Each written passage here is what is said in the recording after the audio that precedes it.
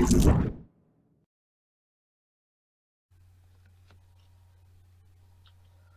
everybody, welcome back to the second podcast on the Smilerz channel, and today we are talking about the MCU saga, which is a four-part series podcast where each part is going to be a phase. So phase 1, which will then include Iron Man, the Incredible Hulk, Iron Man 2, Thor, the Avengers, and Captain America will all be involved in that.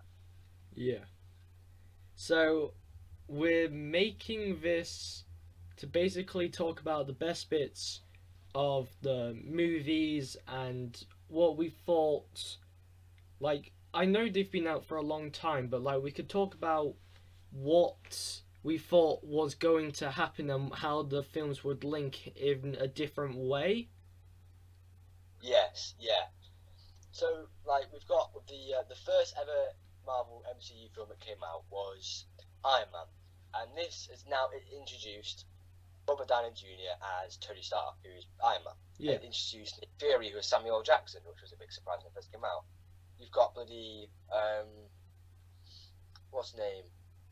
Maria Hill's in it as well. You've got all the things, and also I think who's the main character, the villain in Iron Man? I can't remember what his name is, but he made the suit. It was close to Iron Man. What's his name? You're thinking of Whiplash. That's Iron Man 2, bro. Iron Man 1's... No, I mean, no, it was the close guy. He built his own Iron Man suit and then fought against him. What's his name? Yeah. No, the first one, actually, the first one was the terrorist group that he got against at the start of the film, wasn't it? And but that was just where he got captured. They weren't the main villains. Yeah, well, the main villain was a character called Obadiah Stane, who's played by Jeff Bridges. So that's the character going on that. And Iron Man had a tall order to film. Not only did it have to function as an entertaining movie on its own, it had to be something much bigger and it's a Marvel film. And it luckily for us, it actually did that. It did more than that. It introduced Tony Stark as Iron Man. It showed us how he got the arc reactor placed in his chest. Yeah. And it showed the birth of the first Iron Man in the movie. Yeah. And that is, like, we trusted it when it first came out. Like, with some movies, we were thinking, oh, do we trust this? Like, when the trailer comes out, we're like, I don't know. With this, we automatically got hooked onto it. Yeah.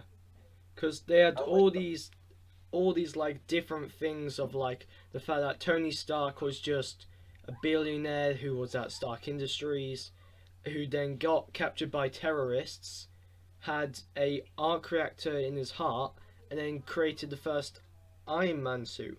And then what made this like more of a shock of the people was that towards the end of the film he told the world that he was Iron Man.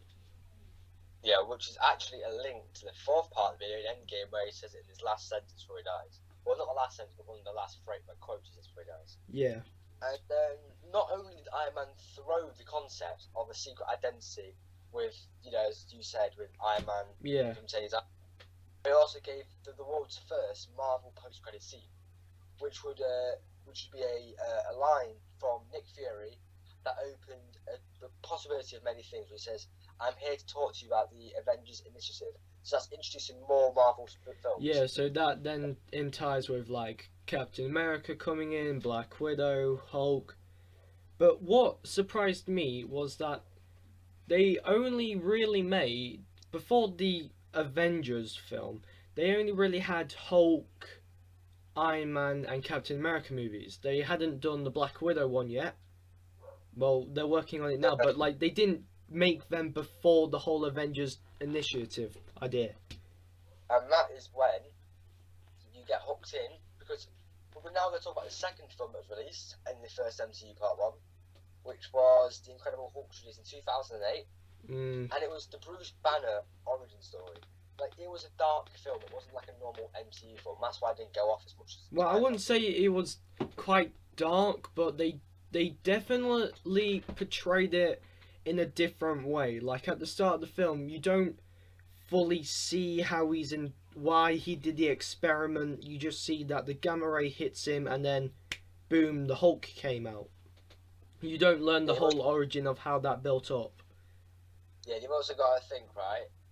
In the film, it was the deleted scene for the Incredible Hulk that came out in 2008, where Bruce Banner tried to shoot himself, and the Hulk stops him. And that is such a dark scene. They had to remove that, otherwise it would be a 15. So they took that out. And there's the scenes where he did Abomination, the guys who played Abomination. Yeah. He throws a tree and he almost breaks it in half. That is a messed up scene. That's still in the film now. Like, yeah, no, what's it? When he came up to him on that field, he kept on shooting at him and like wanted to go, and then he just got absolutely kicked all the way back and like got severely bruised. But then he started the program of where they injected some of his blood in him. Yeah, and not many Hulk films in the early years have found a way to be successful. And although it's part of the MCU, the Marvel Cinematic Universe had to replace the lead actor Edward Norton, who played Bruce Banner, as I don't think he wants to play anymore. I'm not sure. I think they didn't pay him enough, so he left. But he said that we introduced Mark Ruffalo instead. Yeah, but they have done that multiple times. Like there have been two. I believe there's been another Hulk movie before that one. But it's like where he has a dad, and his dad has like these weird elemental powers, and he makes his dogs mutants to try and kill him. Yeah, he's the absorbing man, and at the end he blows him up. Yeah, because he's absorbs too much. But yeah, it's like the post-credit scene in that is Tony Stark continuing passing along the word of making a team, which is now we know as the Avengers, which is blown up to massive proportions, which then leads us to this third MCU film in Phase 1. Which was made in 2010, which is Iron Man 2, which is the introduction to Natasha Romanoff, who is, we all know, Black Widow. So they didn't need to make a film because we already knew who she was from the comics. Yeah. But they've made a new film now from the Phase 4 to get a backstory of what happened after Civil War. That's what the film's about. It's not even an origin story. And in Iron Man 2 it shows you Tony Stark, who works with his dad, Howard Stark, and how Howard Stark tries to ruin Tony Stark's life. But the film is marked by the introduction of two characters. Oh, we've also got a new character as well. We've got James Rhodes, who is now played by Don Cheadley, who is War Machine. Oh, War Machine / Iron Patriot. And then there's Black Widow as well.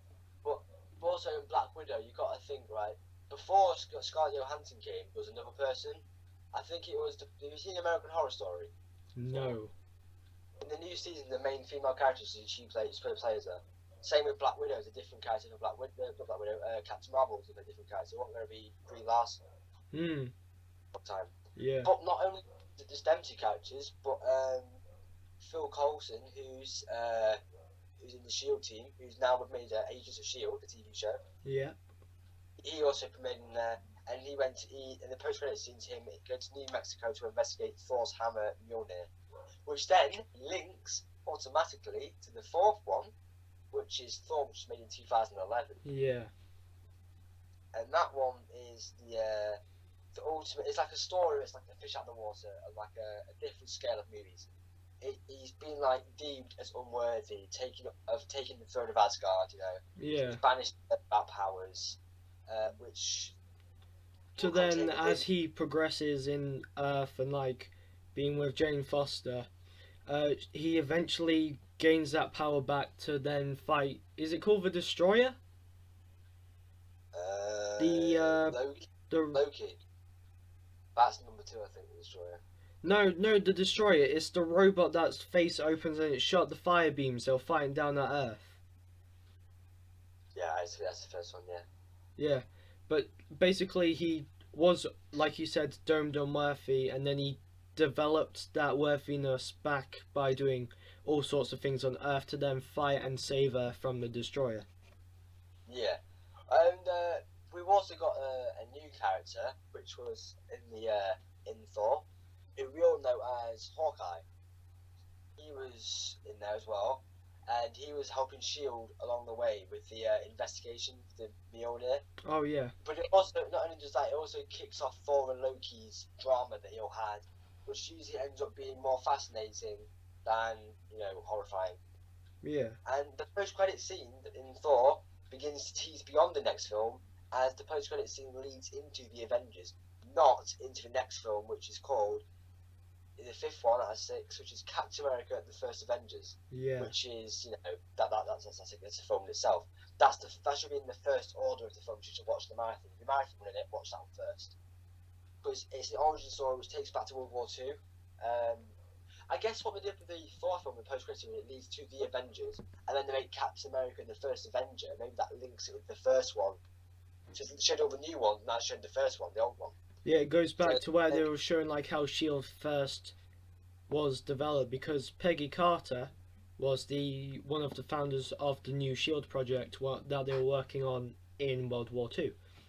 Which was Captain America's, partner, I guess. Partner / fiance, because obviously they were meant to have a life, but at the end of the film he had to crash the aircraft to save everyone, and ended up freezing for 70 years.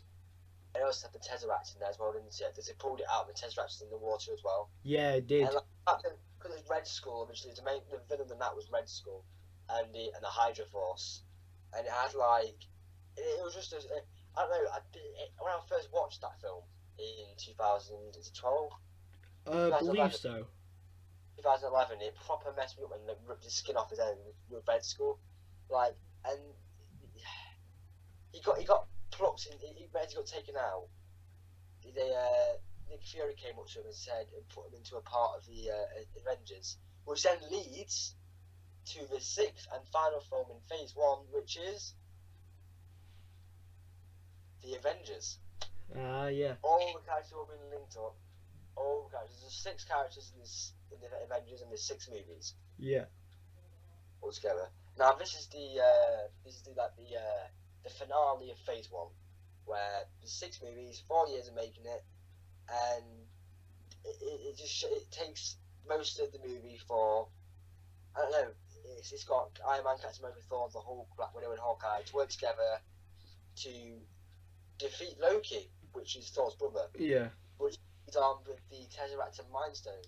But it also shows how it took them time in the movie to work as a team, because at the start when Thor first arrived with Loki, Iron Man instantly started fighting him and then Loki ended up breaking free, which then, because they were doing that, it was able to extend the story where they then had to do the whole search and they had to make the team so they could lead up to the fight in New York. Yeah, and also the fact that Iron Man, Captain America and Thor had a fight in the woods in one of the best Phase 1 action scenes. But what happens is, when the film finished, after they defeated Loki and after Iron Man almost died from taking that missile up into space. Yeah. At the end of the film, the post-credit scene is Thanos just sat in a throne in space, which only hints the massive chaos that he would eventually bring to the MCU. Yeah. So it's leading up to the big finale of Avengers Infinity War and Avengers Endgame, which are the 2 most action-packed movies. Yeah. Because all the characters all put together in both films. Endgame has the most MCU characters in. There's thousands of them, isn't there? Yeah, but also the fact that they introduced Thanos, I don't know if it's linked to it, but obviously the Tesseract is an Infinity Stone, as we learned throughout. And then, as they finished the film with the first Infinity Stone to be seen in it, where they're all together as the team, they then introduced Thanos as a character. Yeah, they switched him 3 or 4 times at the actor spot, didn't they? There was this black dude who played him, who was quite thin looking, and you can see in each end of the MCU series 1 or Phase 1, Phase 2. Yeah, and in, you can see how his character changes, because he used to be a dark, but now he's just a bright purple. Right, pinky purple colour in Infinity War, yeah. So Colin, what do you think of this Phase 1 then, altogether as a whole? So altogether, it's pretty good. how they laid some of the characters in and they put in the post credits of the Avengers building up.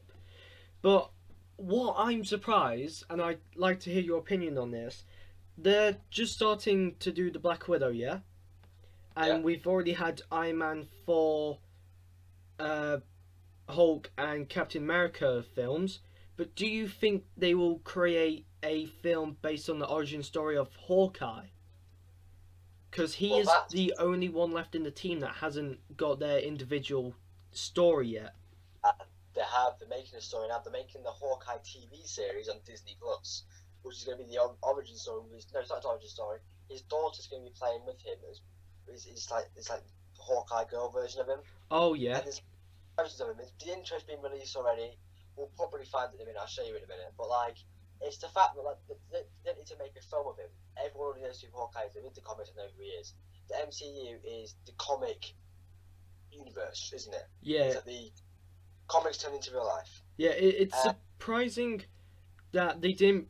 I think they sort of did, but also sort of didn't mix like the comics with the actual films. Like, something I found out like not so long ago that I didn't know before was that Black Widow, when she was in her like assassin stage and all that, before like becoming good and all that, Clint Barton, Hawkeye, was sent to kill her because, believe it or not, Black Widow was sent to kill the professor that helped Iron Man escape in the cave of terrorists when he got captured by terrorists. So if you think about it, so he was like trying to protect. He was in the shield. Was Clint in the shield? Then I'm guessing. Possibly. So if you think about it, if Black Widow she failed killing him, but if he did kill the professor, then Iron Man would have never escaped, and his whole Iron Man story would have never got out. And then the Avengers would have become a thing. None of this would have happened. And then Thanos would have never happened. I mean, they may still do Thor as the separate. Thanos would have happened, but he wouldn't have, no one would have stopped him. Because remember in Endgame, he said I am inevitable, and he did it anyway, didn't he? Yeah. Got Loki to get all the stuff sorted for him, and Loki would listen to him, but would join his side and got involved with him. And like, it's all just sad. Like, you know, like in one of the Iron Man movies, I don't know what it is, but I think it might be in the Phase 2 one. What is it? War Machine gets paralysed. War Machine gets paralysed in Civil War. He gets shot by Vision's beam and it catches him and he falls, and then his legs become paralysed. Which is in Phase 2, isn't it? I believe so. Podcast, yeah. And yeah, I mean the characters, like the suits they all wear, they're all original. The Captain America suit is like an old suit. Yeah, I like how they developed his suit as like the years he went through developed. Yeah, so like at the start of the first Captain America movie, he's wearing this suit where it's like he's got like almost like a knight shield. Yeah, and he's got the OG Captain America shield before the vibranium one. Yeah, and halfway through it they get a vibranium one and he's like Peggy shoots it, and then at the first Avengers film, he's wearing a completely different suit with like the hat thing on it. Yeah, proper helmet and all that. And then Phase 2 and Phase 3, I'm not going to go on to that now, Phase 2, Phase 3, but they has completely different things in Phase 3. I think he ended up going back to one of the suits. In Endgame, did. I think in Winter Soldier. Or yes. in one of the Captain America, in one of the two. I'm pretty sure he goes back to the museum he visited in the first Captain America, I think. That's Civil War, the end of Civil War. And then he went back to the museum and took the costumes. Yes. I mean, like, what they should have done, I would have loved it in Phase 1 if they got Tobey Maguire to be a Spider-Man to join them, to be the 7th member, Spider-Man. Imagine Tobey Maguire and that Mary Jane in the Avengers, bro. Tobey Maguire would be like, he was such a cool, he's like one of the best Peter Parkers, not the Spider-Man. Oh, right, yeah. See, that's where... I mean, we'll have to speak about that on another time, like just do the Spider-Mans, because obviously they developed a long time. But just quickly, it took them a while to perfect that, because obviously Tobey Maguire, he was a good Peter Parker, or is it a good... No, he was a good Spider-Man, but he wasn't that good of Peter Parker and the way his character acted, and then they brought in Andrew Garfield, and then he was the opposite. He was a great Peter Parker, but not too good at Spider-Man. So they've chosen all these different characters to try get. But also, I don't think it's the characters. I think it's the way they did the story of it.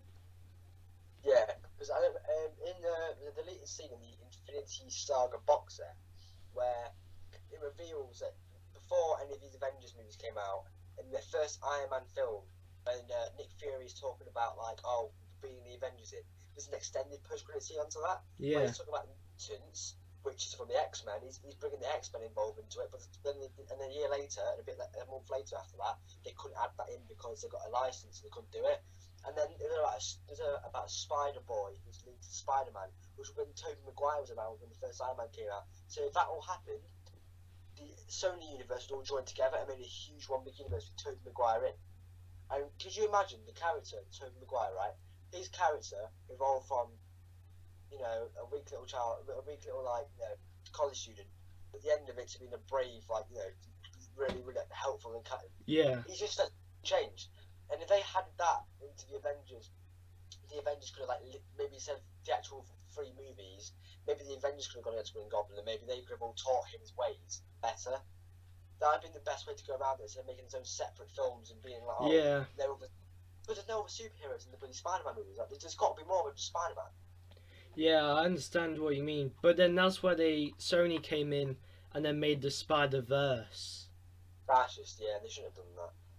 There was also recently they made a new Spider-Verse. It's called the Sony Universe of Marvel characters. That's what the actual universe is actually called now. Oh, so see, that's not good. SUMC. They should have just left it Spider-Verse. Yeah. But with onto the Spider-Verse now. Onto the Sonyverse. We're gonna bring it up with Venom 2. And in Venom 2, we're gonna talk about our predictions quickly. Yes. So obviously, post-credit scene in the first Venom, we are introduced to Carnage. Plays Cassidy, yeah. Yes. So now, obviously, in the second one, that's given big ideas and theories that Carnage is for sure got to be in the next Venom. But what's enticing is how are they going to make it different to the first one? Because obviously in the first one the symbiotes came and it was Venom versus Riot. They're going to have to create some sort of whole new story where they introduced Carnage and probably maybe add an extra character to that.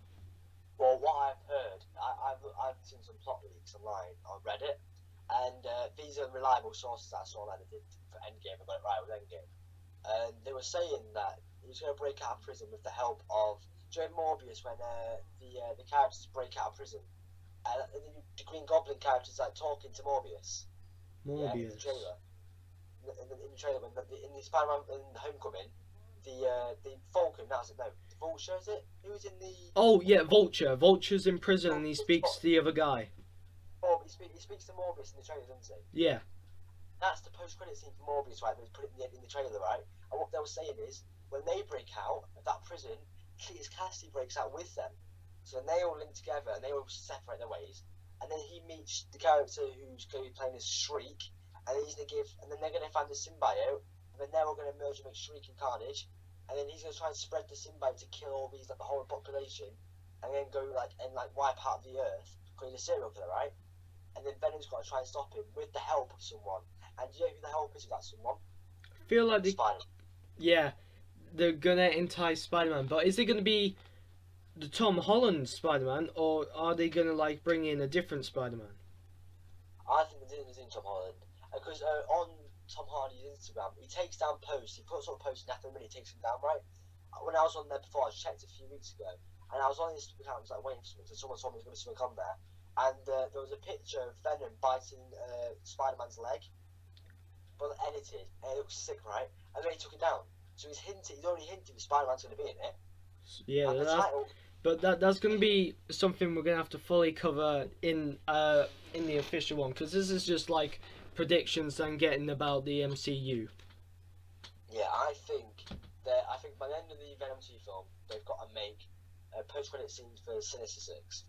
They've got to make a Sinister Six. There's Morbius now. There's bloody Craven coming out next year, or 2 years now. Venom. You've got bloody, who else is there?